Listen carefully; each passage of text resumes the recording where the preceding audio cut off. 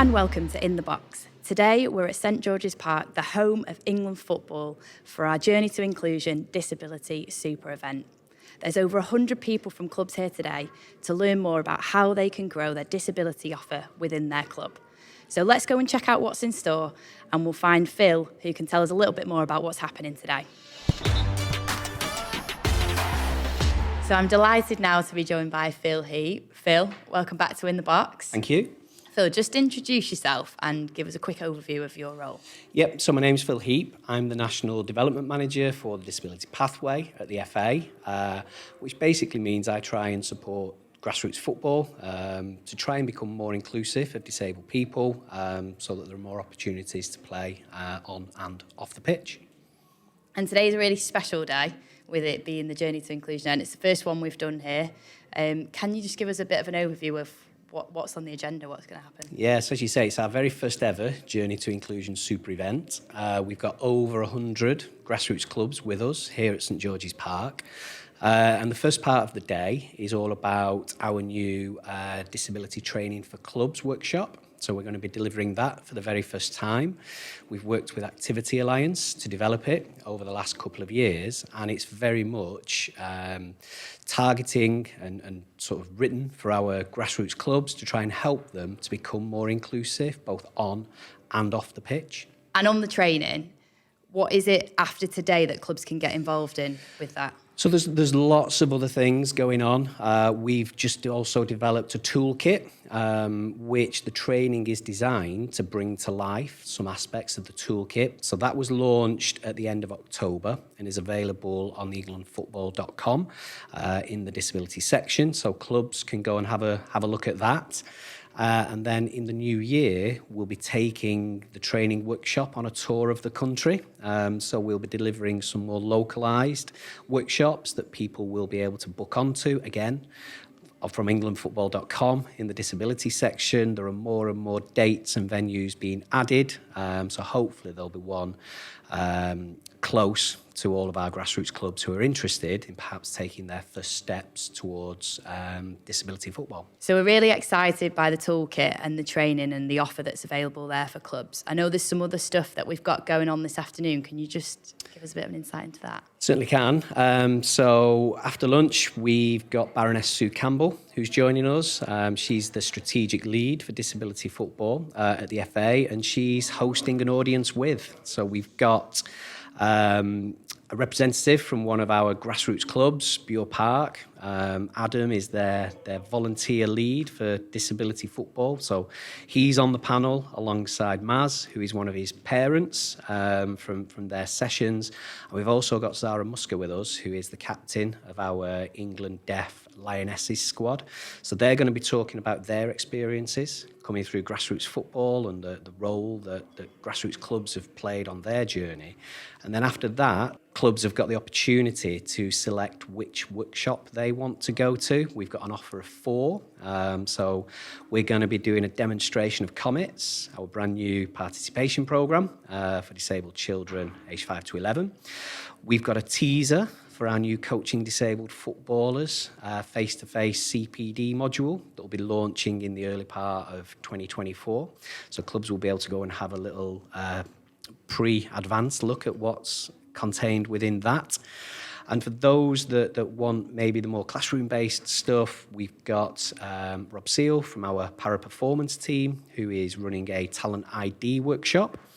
And then we've also got our partners Activity Alliance with us, and they're going to be running a workshop around creating an inclusive network at a local level. So talking about lots of the organisations that are out there that can possibly help clubs as they look to progress along their journey to possibly being a little bit more inclusive of disabled people. Brilliant. It sounds like we've got a really jam-packed agenda, a menu on offer for the clubs today. What are you hoping that they're going to take from today back into their communities? Well, I hope that they'll be really inspired to be able to make a real difference to disabled people's lives, and hopefully it might allay some of their fears and anxieties that they may have initially, in that, you know, it's lots of small changes can have really, really big impact on their offer, so it becomes more inclusive. they could potentially look at providing some new opportunities to play that are disability specific. But ultimately, it's about, having a really positive effect on people's lives, which our grassroots clubs do all the time. We just want to extend that to include disabled people as well. And walking out the door today, if they want to access more support, once they get back home and they've had time to digest everything and reflect on it, where can they go? So I think the first place would be englandfootball.com and the disability section. Download the toolkit, have a look, have a read through. There's lots of information in there. There's lots of resources in there as well that we signpost out to. And the other one would be the local county FA, because every local county FA has a lead for disability football. So that is often, the best starting place to have your very first conversation, because those guys, they have all the information around the wider support packages that we've got on offer. Brilliant. Thanks, Phil. Thanks for talking us through that, and hope to catch some of the sessions today. Thanks for joining us. So it is an absolute pleasure to be joined by Baroness Sue Campbell on the podcast. Welcome to the podcast. Thank you. So just to start, this is a really pivotal moment with the Journey to Inclusion event happening here and all the clubs gathering around the country. How does it feel for you? I think it, like you say, it's another step on our journey, really. We were the first football governing body in Europe to produce a strategy, and we're all working very hard to make sure that footballers who have a disability are included in our game at every level. So this is a really pivotal moment for our clubs. I'm delighted that so many people have come, but we would love every club to be part of this process. Yeah, I can hear that passion coming through in your answer there. And for you, what is your vision for this going forward if we're looking ahead? Well, we pride ourselves, don't we, on football for all. All means all. It doesn't mean just a few, and it doesn't just mean those people who are able or those who are skillful. It means anyone who wants to play our game should feel it's there for them. So for me, whether people with a disability want to just play for fun, or whether they have dreams and aspirations like the rest of us and they want to pull on that England shirt, we, the Football Association, the clubs, all need to make that journey possible. Yeah, for any clubs and leagues who have tuned into this, who aren't quite taken that step yet or are looking at what they can do in the game, what advice would you give to them? Well, start with this is a football experience. It's not trying to create something it's a football experience which does require some adaptation. Whether you're as a coach, you have to adapt your style a little. Whether it's the club, you have to maybe adapt your facilities a little. But this is about your club welcoming everyone in your community to this special game of ours called football. And, I'm passionate that everyone should be able to play our game, whether it's for fun or whether it's internationally. And clubs play at the heartbeat of our game, and they're central to this opportunity. So don't be afraid, don't be nervous, just go and give it a go. Yeah, really empowering and inspiring there. So thanks ever so much for joining us on In the Box. Let's go and see who else we can speak to and what other sessions we've got coming on later in the day. So it's been a jam-packed morning here at the Journey to Inclusion event. We've managed to track down Rob, who is going to be delivering some sessions for us this afternoon. So we're delighted to have you with us on the podcast. Rob, can you just introduce yourself and give us a bit of an insight into your role? Sure. So I'm Rob Seale, Talent Development and Education Lead in the Para-Football Department.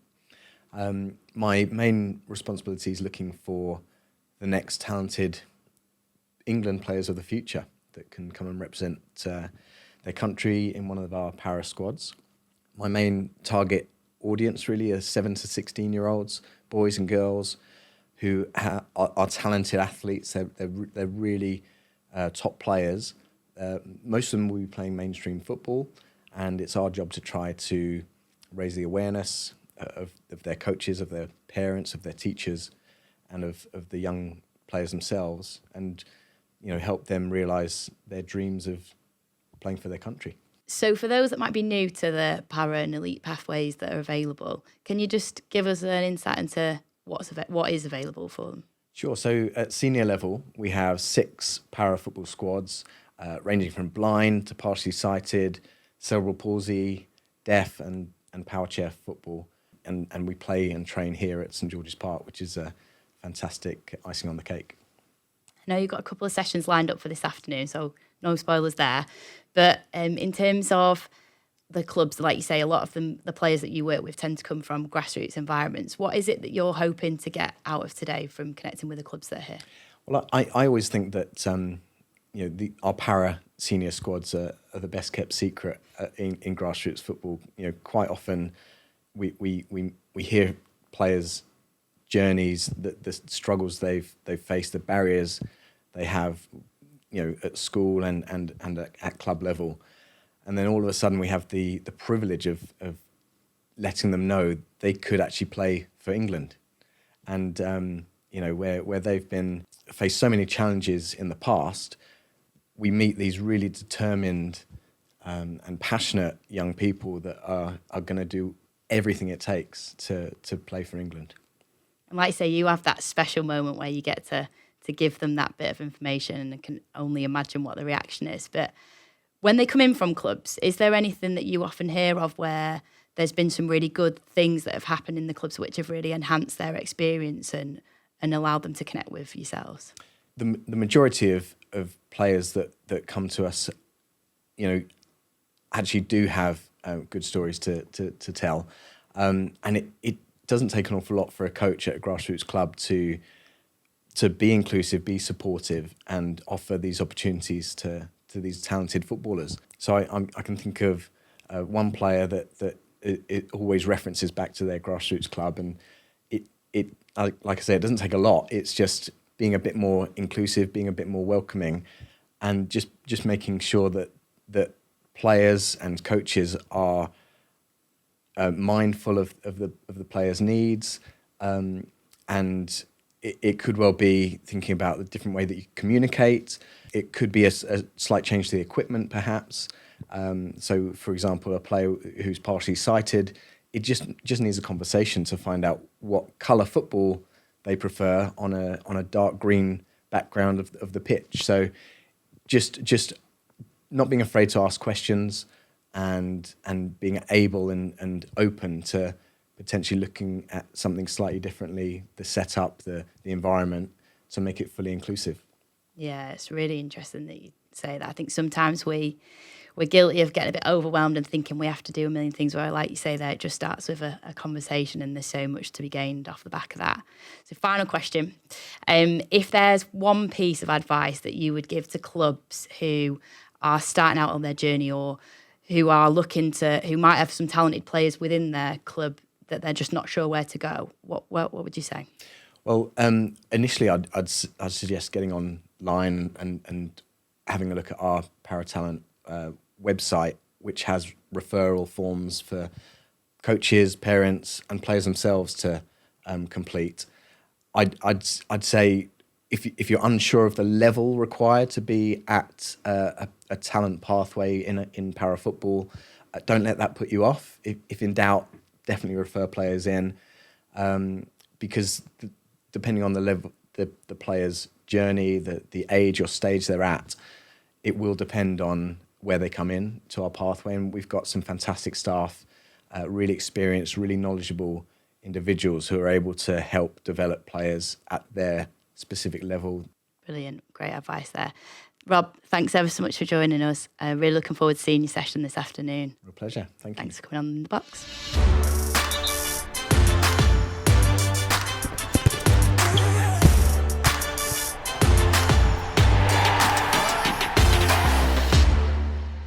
So I'm joined now by Zara Musker, who is the England Women's Deaf Futsal team captain. Now, she's just been on stage, just fresh off the stage. We've come down to check out the practical here, but you've just done a Q&A, and I just want to kind of pull out all of the things that I heard you speak about, because it was amazing to listen to you on the stage. So can you just kick off with what your first experience was in football? Okay, yeah. So I started playing when I was like 4, 5, 6, just on the street, really, as you do. I've got 2 brothers, and my mum and dad play, so it was kind of a non-negotiable for me to be with the football, and it just kind of built from there, really. And obviously, I started in the grassroots, and then I was fortunate to get into the Girls' Centre of Excellence, which was the highest level of female football, and just kind of went through that pathway until I got to the end, about 16 years old. And listening to you there, I know you've played in mainstream football, and your hearing impairment was something that developed over time. Yeah, so growing up, I'm from a hearing family, so I was the only one with who's deaf in the family. So my hearing loss was kind of like moderate, severe kind of, and I kind of got by with hearing aids, and I never knew any different. I don't know any different to what normal hearing is. I just thought whatever I had was normal and just kind of went that way. I do remember being in at Blackburn and kind of having a few meetings with the coach there just about how to make things a little bit better for me in certain situations, especially when it was like windy and things like that. It'd be a little bit difficult to hear. But yeah, that's kind of what I remember. But I was so young then, so it's hard to remember. And what was the turning point for you where all of this stuff became a reality, a possibility? So I think I was about 13 years old playing at Blackburn, and it was from the people that are at this event, this inclusive event, and someone who was kind of reviewing the club who also had a side job of disability sport and was in the deaf female futsal pathway. She was the coach, and she was just at the club, and someone said, "Oh, there's a girl over there with hearing aids, and why don't you have a look at her and see if she wants to play?" And I didn't know anything. I didn't know anyone who was deaf. I didn't know anything about disability. I didn't even know about my own deafness, to be honest. So for me, I was no different to anyone stood next to me. And it did take me a while to get into the team. It did take me about 6 months just because I didn't really know what to expect. And I just thought it was a world that I didn't really want to enter because I was never been in it before. No one had spoken about it. So it was a little bit difficult for me to get into. But once I got into it, and I was so young, I was like 13, it changed my world, and I'm so glad I did it, and I'm so glad that I kind of listened to other people and not myself and just took the plunge and started playing. Yeah, and how, just listening there in terms of how you felt about yourself, or how you felt when you first heard that there was possibilities for you to be in an elite pathway, how did the individuals, so you mentioned they're a coach, like make that feel like it was something that you wanted to do? Was there things that they did to help you, and how they communicated with you? Yeah, so when I was at Blackburn, and they were constantly being asked for me to go and play in this elite pathway, which I didn't know anything about. And they were just constantly saying, "Is there any chance you can get Zara to come down and train? Like, she'll enjoy it." And I was like 13, I was at Blackburn, I was striving and looking to kind of play in the mainstream hearing pathway. And I was just like, I haven't got time for this. Like, I'm focusing on other things. And I'll never forget, like, the director of the club, he just took me to the side one day, and he was just like, "Oh, just come and have a walk with me off the pitch." And we just had a walk, and he was just like, sometimes in life you've got to accept that you've got a disability and the doors will open. And he kind of mentioned, it's really weird now thinking about it, he just mentioned about his son or daughter having being autistic or having like some kind of disability, and just taking everything that he can with that disability and just trying to make it an advantage. And that kind of conversation, just something switched, and I was just like, why don't I just try it? And if it doesn't work, it doesn't work, and if it does work, it works. And it worked, and I'm stood here now. So yeah, I think it's really great mindset there, like you say there. You're not seeing it as a negative, it's more of a superpower. It's much more positive, and how you can use it, and how you can use it to inspire others. I have to ask, what did it feel like putting the England shirt on for the first time? Well, like I said in the hall, like it was like 3 or 4 years before I even had the chance to put the shirt on. I kept coming to St George's Park, kept being in and around this area, which was absolutely fantastic. I mean, it was only a month after it opened that I actually came here, so it was like brand new. The facilities were brand new. It was amazing. But I had to train for 3 years because I wasn't old enough to play in the team at the tournament. So once I put the shirt on, I was like, I don't actually know how to describe it, because I was just like overwhelmed with emotion that I'd like persisted. But I think the eye-opening and the big thing for me was we got to that tournament, and it was in Bulgaria in 2014, and I was about 17 years old, and we ended up losing a semi-final game against Germany 7-6, and we was winning 5-0 at half-time. And after that game, everything changed. I was so emotional. I had emotions that came out of me that I didn't even know were possible. And my whole perspective on the pathway, the people that are around me, the training that I put in, putting the shirt on, representing your country, everyone watching, everyone supporting from home. And it wasn't really recognised then, but it still had a massive, profound effect on me. And I was just like, this could change people's lives. Amazing. And I know we spoke off camera about even how events like this today are absolute gold dust for clubs and for people to learn that there is a full suite and there's a full pathway from grassroots right through to where you've made it to now. What advice would you give to the clubs who are just taking that step on their journey to inclusion? Yeah, I think people and clubs and coaches and whoever's involved in starting something like this, just don't underestimate the power that you have. I mean, for me personally, my journey into this team was out of luck, but it doesn't need to be like that for everyone. Do you know what I mean? Like, I was in mainstream and someone just saw me, happened to see 2 hearing aids and thought, oh, she might be able to play for this team. But it doesn't need to be like that for everyone, and especially this day and age, coaches and clubs and things like that, they can be inclusive and accessible, and you can literally change lives, and that's a really powerful thing to be able to do. And Zara, I know you're incredibly modest, but to a lot of people out there, you will be an unbelievable role model with everything that you've achieved to date, bronze medalist in the World Championships, and I'm sure there's a much brighter future to come as well in that way. For any young person with a disability that maybe has dipped their toe or is about to dip their toe in the game or wants to, what advice would you give them just starting out? I'd just say absolutely, just do it, just take the plunge, do it, enjoy the process, but also try and find that confidence that if you are struggling, do ask and do try and find role models, whether that's online, whether that's through someone else who's got that disability, and ask them as well. I mean, there's lots of us around now. It wasn't the same when I was growing up. There wasn't anyone. I didn't have a role model to look up to now, whereas nowadays in the FA and this programme, this inclusion, and a lot of the stuff from the Power Pathway, there's players out there that can give you that advice as well. So you're not on your own. You're not on your own anymore. Do you know what I mean? Yeah, brilliant. Zara, it's been an absolute privilege to speak to you about your journey. Thanks ever so much for joining us on In the Box, and we look forward to seeing what you achieve in the future. Thank you. Thank you very much. So we're now joined by Wendy Booth, National Development Manager. Wendy, welcome to the podcast, or welcome back, actually, should we say. I know you were on the Disability Cup episode earlier this year. Nice to be back. Thanks for having me. You're welcome. So for yourself, you oversee the Comets programme, and I know we talked about that previously, but for anyone who hasn't had a chance to catch that episode, can you just give us a bit of an overview of what Comets is? Yeah. Comets is a new programme that we've developed to help clubs engage disabled children aged 5 to 11. So it's really a programme that clubs can pick up, and it gives them everything that they need to be able to deliver and develop new opportunities for disabled children at their club. It gives them the training, the resources, the kit and equipment. So really an off-the-shelf product to get them going and build that confidence and competence at the club. Brilliant. And I know we've got it on the agenda for this afternoon, and we've got a bit of practical going on. Can you just let us know, explain what's going on this afternoon? Yeah, really looking forward to showcasing it this afternoon. And we've got a club that's come down as well. So Bure Park are here, Adam from Bure Park. And he's been delivering the pilot for us, and he's done a fantastic job at his club of getting his Comets up and running during the pilot. So we've brought him in to deliver to the other clubs so they can see how he's developed it and how realistic it is for them to do it as well. Oh, fantastic. Look forward to seeing that.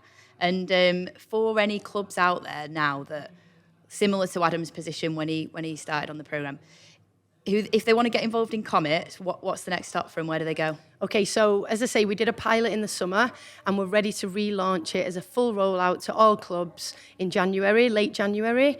And I'd say if your club's interested, then reach out to your county FAs, because the county FAs are kind of developing a list of clubs that they know are interested, and then they'll make sure that they know about the application process and how they can sign up moving forwards. Brilliant. Well, thanks ever so much for joining us again on the podcast. We look forward to seeing the session this afternoon. And you heard it here first, clubs. Get in touch with your county FA, find out what's on offer, and hopefully we can get you engaged in the programme. Right, let's go and check out what else is going on.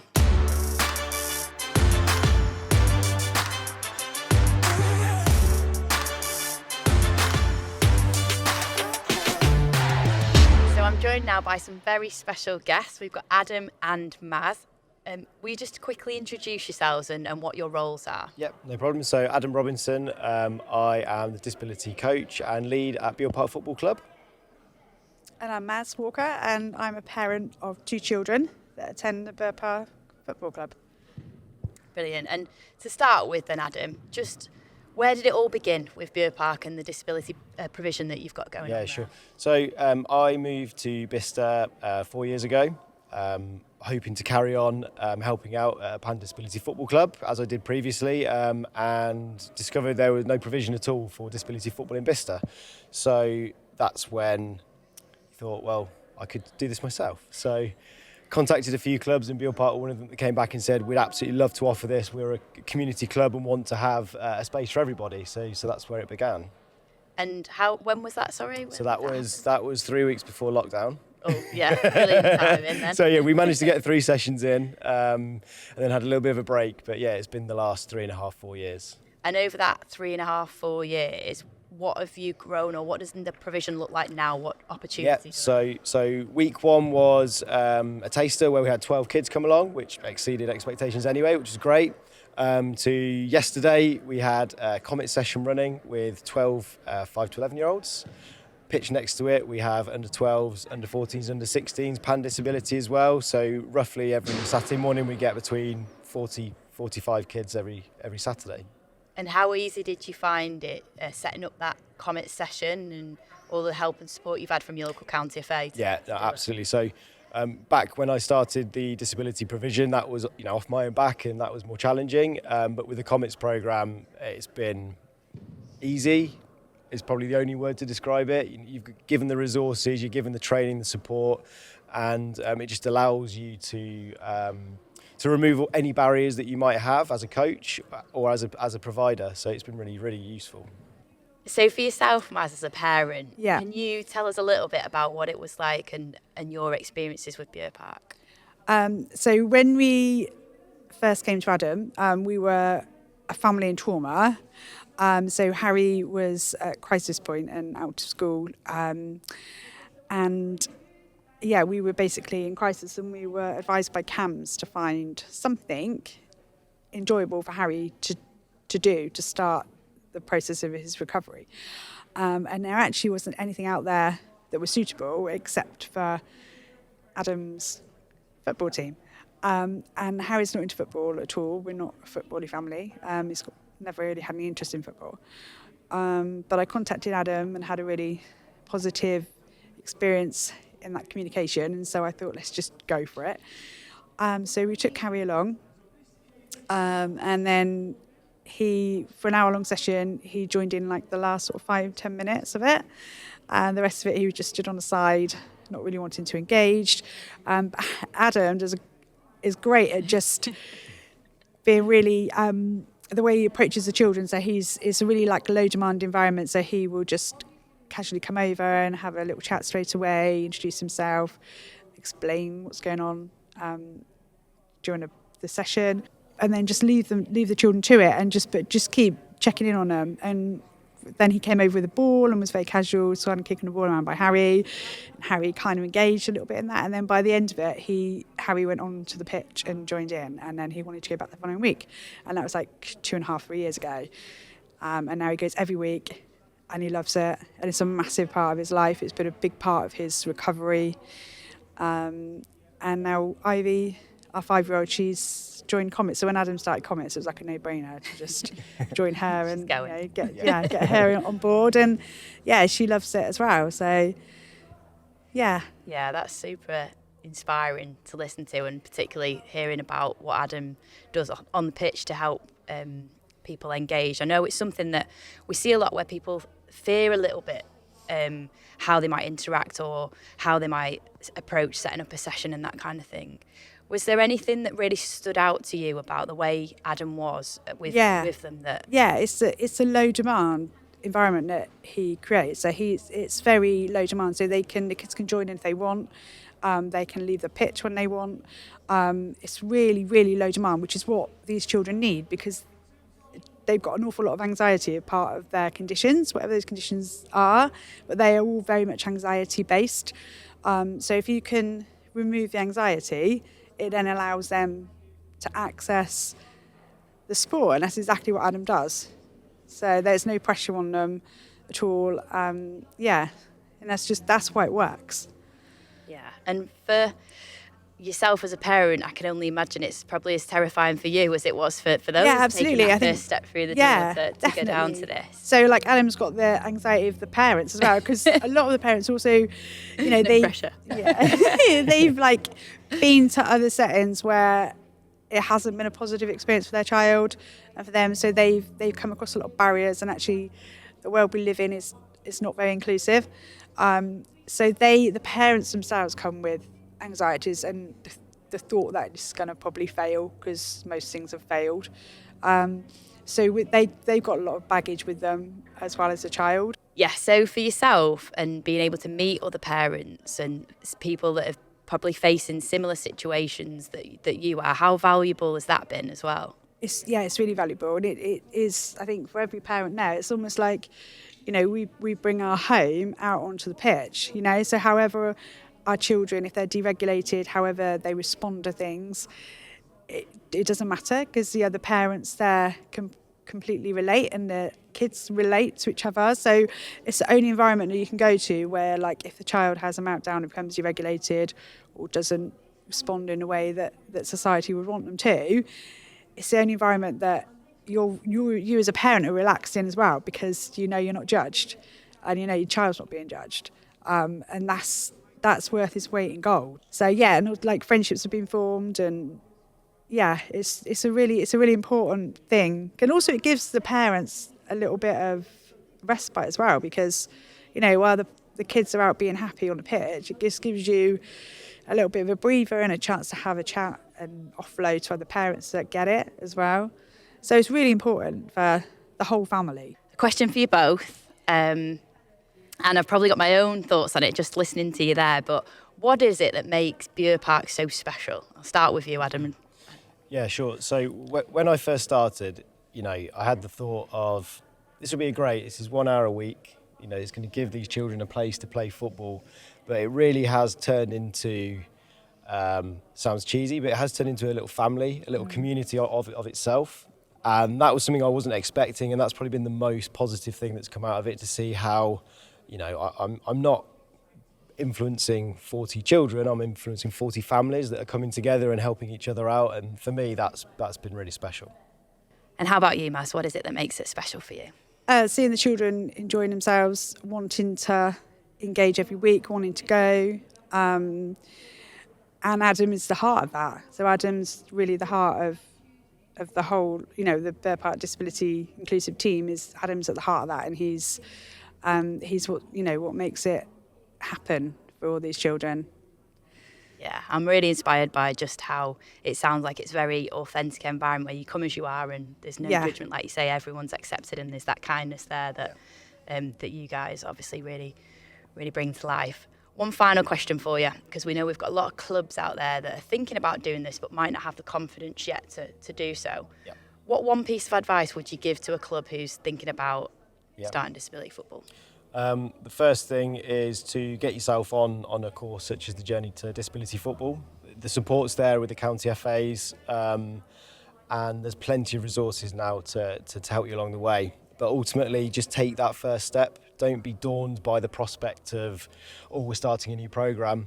You're not, you're just starting another session. So book that pitch, book that taster, and just go for it. And Maz, one thing from you, for other parents out there who might be listening, who might be a bit apprehensive about taking their child down to a club to experience some of this, what piece of advice would you give them? I'd just go for it.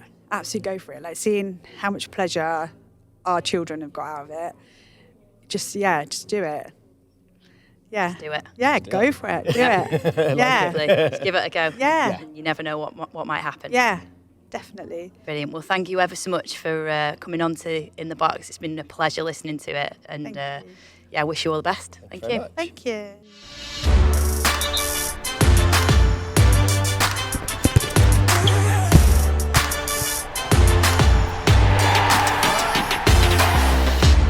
Most enjoyable part of today has been speaking to like-minded people about the issues and sometimes the problems that we have, coaching people with disabilities, be it autism, Down syndrome, cerebral palsy, learning disabilities. And it's really encouraging to see the help that each other and support and network that seems to be growing within the disability community. I think that's been really helpful today. And also The inspirational speakers, they were fantastic. They brought a bit of a tear to my eye, actually. They're very good indeed. It's been really nice meeting other people who are going through similar things, starting up teams, parents and coaches, lots of different people here. It's been a good networking event. There's a force that wants to help, so you can see, let's say, it's going to get better, and the more people who are involved in it and just banging that drum and helping out, I can see it being better for everyone then. And what motivated you both to come today? For me, it was just to learn more and network, know what's happening in the FA already to do with disability, and getting more people involved of that community into football, showing them that there is a place for them. What I've learned is there's a lot more to do. It's still very early doors for the pathway for disability football. If we can jump on the back of what the women are doing in football and try and continue that with the para-football, make it accessible to everybody, no matter what your ability in football, that you can go out and have some fun. If we can keep pushing and everybody together, I'm sure we can make a massive difference. And that's what I want to take back. So that's all we've got time for on today's episode of In the Box. It's been an incredibly inspiring day here at St George's Park, learning lots about how we can really make our communities more inclusive for everybody to enjoy. Something that I've took from it personally is how small things such as a conversation or a slight adaptation can really make a big difference to enabling participation for everybody to enjoy the game that we love. If you're interested in taking your first steps on the journey to inclusion, then make sure you keep an eye out for the Comets programme. You sign up to one of the training events that's taking place across the County FA network, and you head to englandfootball.com and download our disability toolkit for clubs. Thanks again for watching In the Box. We'll see you next time.